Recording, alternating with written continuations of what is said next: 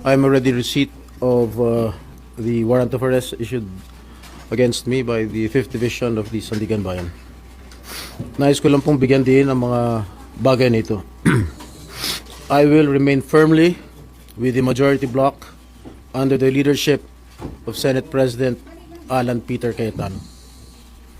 Hindi ako matitinag sa anumang paggigipit, pananakot, political maneuvering para talikuran ang aking paninindigan. I will not yield to threats. I will not be intimidated.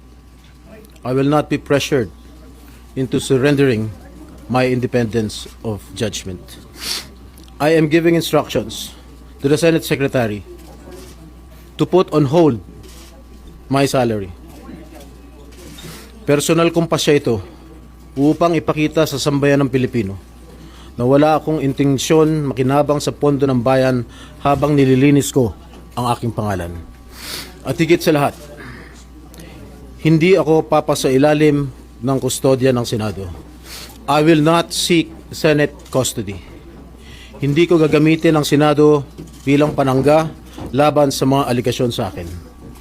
Nakahanda akong ipagtanggol ang aking sarili sa hukuman at hindi ako magtatago sa likod ng institusyong ito upang umiwas sa proseso.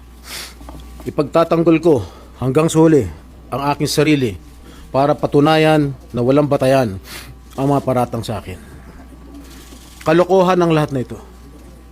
Mismo ang Senate Legislative Budget Research and Monitoring Office o yung LBRMO ang nagsabi sa ombudsman na wala silang anumang dokumento o record na nagpapakita na ako ay nagpasok ng anuman insertion sa 2025 national budget.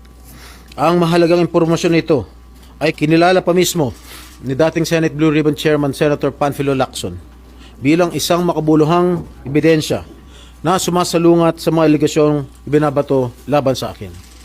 So how can the office of the ombudsman file a plunder case against me when I am not even alleged to be part of or the mastermind of the supposed scheme?